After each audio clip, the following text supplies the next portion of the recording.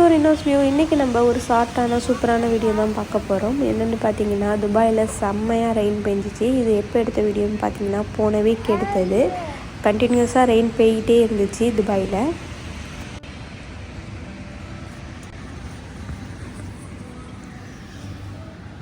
என்னம்மா இன்னியா? சரிவா நம்ம போவோம் வெளியே. போவோம், விண்டோ க்ளோஸ் பண்ணிட்டு விடியா போவோம்.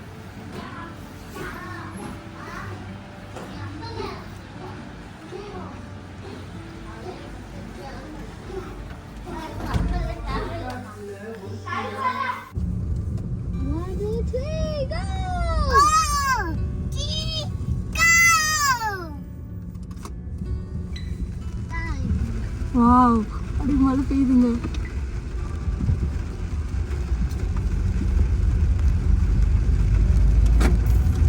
ஹைப்பர் படுங்க.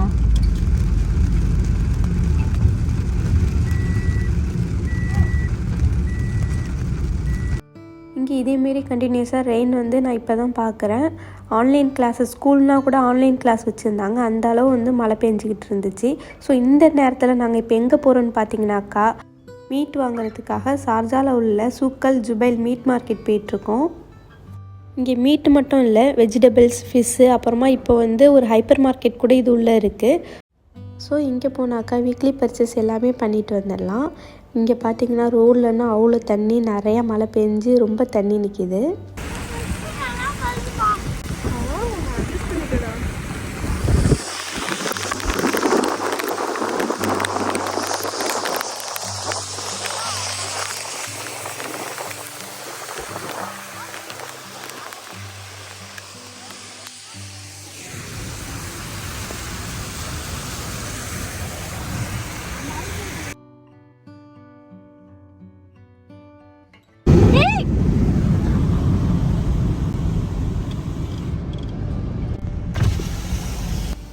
விண்டோ கீழே இறக்கணுன்னே க்ளவுடு செம்மையாக இருந்துச்சு இங்கேருந்து பார்க்குறப்ப. ஸோ சூக்கல் ஜுபைலும் இந்த வரப்போகுது.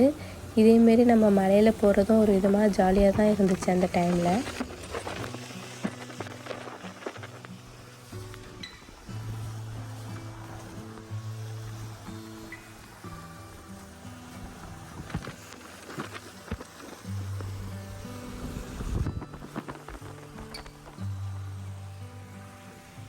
சூக்கல் ஜுபைல் வந்தாச்சு. பட் இப்போ ஒரு மெயினான மேட்ரு வீட்டில் மறந்து வச்சுட்டு வந்துட்டோம். அம்பர்லா வரப்போ நினப்பு இருந்துச்சு தான், பட் வந்து எடுத்துகிட்டு வர மறந்துட்டோம். மழை ரொம்ப இல்லைன்னாலும் லைட்டாக பேஞ்சிக்கிட்டே தான் இருக்குது. ஸோ நாங்கள் இப்போ எப்படி காரை விட்டு சூக்கல் ஜுபைல் கிராஸ் பண்ணி போகிறதுன்னு தெரியல.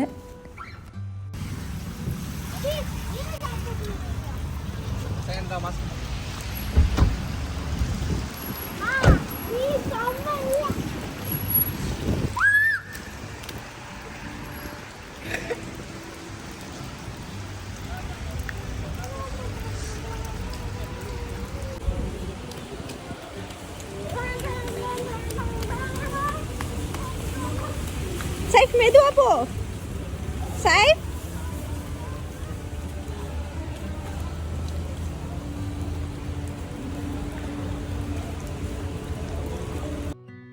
உள்ளே என்ட்ரி ஆனோடனே ரைட் சைடு பார்த்தீங்கன்னாக்கா மீட் செக்ஷன் இருக்கும். மீட்டுனாக்கா ஒரு ரோலையும் தனித்தனியாகவே வச்சுருப்பாங்க. மீட்டு தனியாக, மட்டன் தனியாக வச்சுருப்பாங்க, கோழி தனியாக வச்சுருப்பாங்க, கோழியில் உள்ள லிவர் தனியாக, எல்லாமே தனித்தனியாகவே வச்சுருப்பாங்க. இப்போ நாங்கள் போகிறது வந்து ஆட்டுக்கால் வாங்கிட்டு லிவர் வாங்குறதுக்காக போகிறோம்.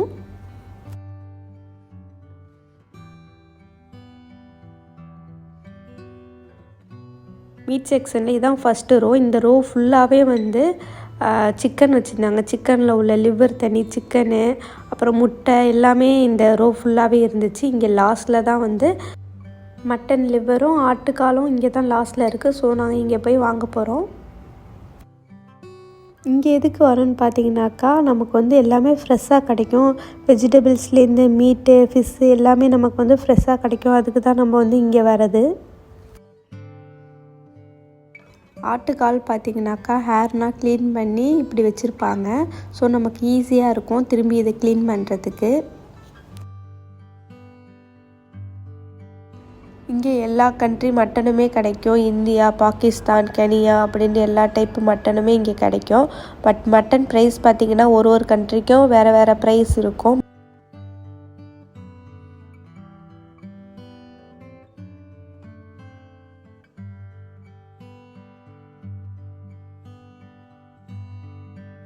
மீட் செக்ஷன் முடிச்சுட்டு இப்போ பார்த்திங்கன்னா ஃபிஷ் வாங்குறதுக்காக உள்ளே போயிட்டுருக்கோம். இங்கே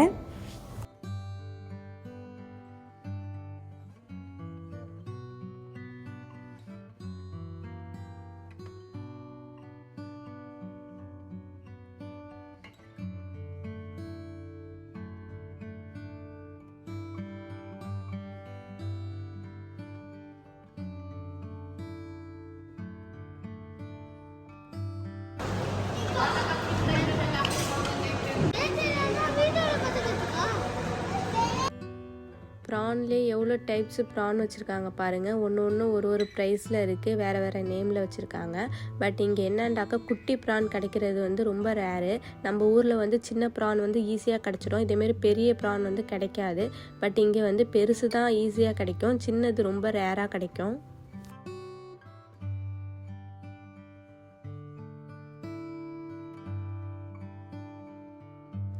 இந்த கிராப்பை பாருங்கள் எவ்வளோ பெருசாக இருக்குன்ட்டு. ஒரு பீஸே வந்து 1 kg நிற்கிற அளவுக்கு ரொம்ப பெருசாக இருந்துச்சு.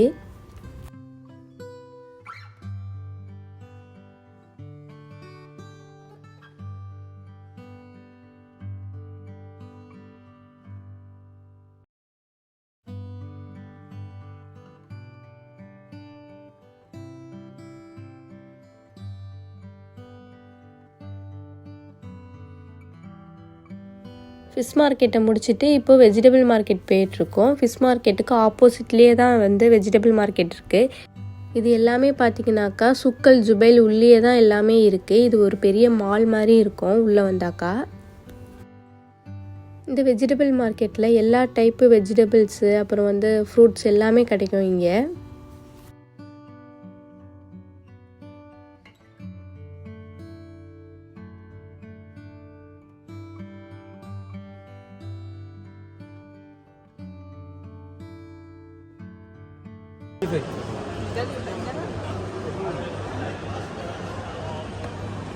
लोकल का इधर का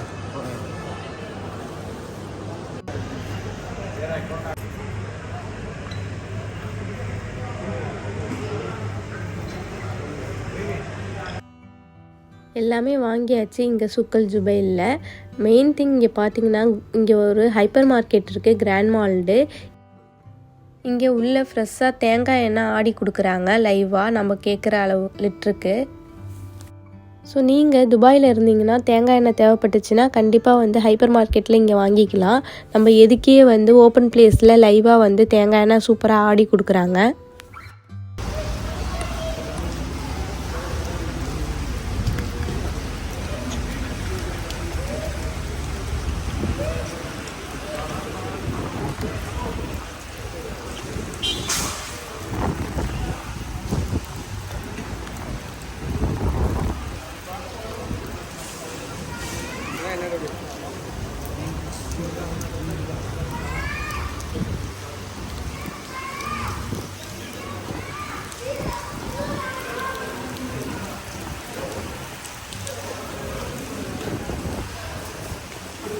பேபி ஓடிடும் அப்படியா. உள்ளே வந்தப்போ மழை லைட்டாக தான் பெஞ்சிச்சு. பட் இப்போ வெளியே வரப்போ ரொம்ப மழையாக இருந்துச்சு. ஸோ மழை கொஞ்சம் கம்மியானோடனே வெயிட் பண்ணி அதுக்கப்புறமா நாங்கள் வந்து கார் உள்ளே போயிட்டோம்.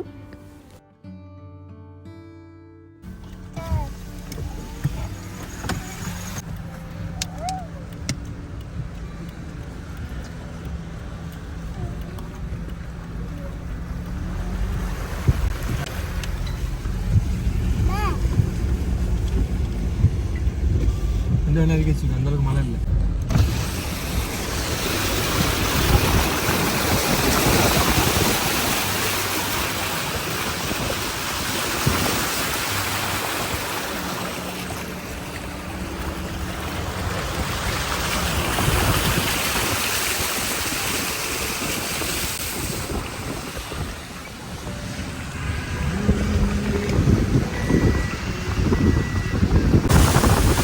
மழை பெஞ்சு ரோடுனா சரியாக தண்ணியாக இருந்துச்சு. இப்போ நாங்கள் வீட்டுக்கு போயிட்டு நான் வாங்கின லிவரை வந்து ஃப்ரெஷ்ஷாக செஞ்சு நைட்டு டின்னர் சாப்பிட்ணும். அதுக்கு தான் நாங்கள் மெயினாக வந்து இந்த மழையிலையும் வெளியே கிளம்புனது. ஃபைனலாக வீட்டுக்கு வந்தாச்சு. வீட்டுக்கு வந்தோடனே நான் வாங்கின தொப்புசா, ஈரல், சவுரொட்டி எல்லாத்தையுமே நல்லா கழுவிட்டு மஞ்சத்தூள், உப்பு போட்டு தண்ணி ஊற்றி கொதிக்க வைக்க போகிறேன். அது பாட்டுக்கும் ஒரு சைடில் கொதிக்குது. அதுக்குள்ளே நான் வந்து கிரேவி செய்கிறதுக்காக சட்டி வச்சு பட்டை, ஏலக்காய், கிராம்புனா போட்டு எண்ணெய் ஊற்றிக்கிறேன். எண்ணெய் சூடு வந்தோடனே 3 பெரிய வெங்காயம் கட் பண்ணி வச்சுருக்கேன், அதை போட்டுக்கிறேன். நான் செமி கிரேவியாக செய்ய போகிறேன், அதுக்கு தான் வெங்காயம் அதிகமாக சேர்த்துக்கிட்டேன்.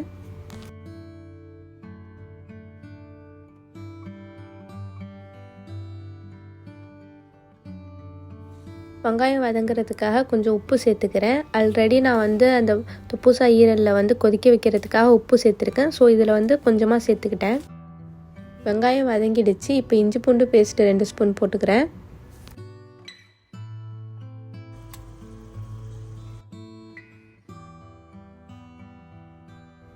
இஞ்சி பூண்டு பச்சை வாசம் போனதுக்கப்புறமா புதினா போட்டுக்கிறேன். நெக்ஸ்ட்டு பெரிய தக்காளி 2 கட் பண்ணி வச்சுருக்கேன், அதையும் சேர்த்துக்கிறேன்.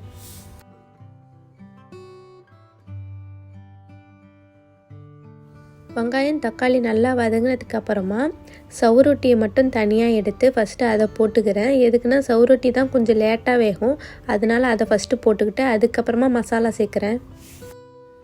1 ஸ்பூன் ஜீரகம், 2 ஸ்பூன் மிளகு, கொஞ்சம் கரம் மசாலா, 1 ஸ்பூன் மிளகாத்தூள், கொஞ்சமாக மஞ்சத்தூள் சேர்த்து எல்லாமே பச்சை வாசம் போகிற அளவு கொதிக்கிட்டோம்.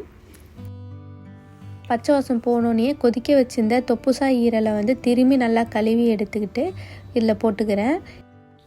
இதில் கொஞ்சம் கொழுப்பு சேர்த்துக்கிறேன். தொப்புசா ஈரல் கொதிக்க வச்சப்போ கொழுப்பை வந்து நான் சேர்க்கல அதோட, பட் நல்லா கழுவி எடுத்துக்கிட்டேன்.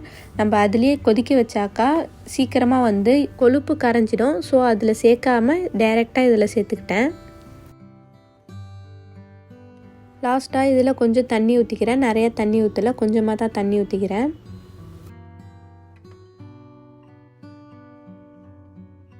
ஃபைனலாக செமி கிரேவி ரெடி ஆகிடுச்சு. மல்லிக்கீரை போட்டு ஆஃப் பண்ணிட்டேன்.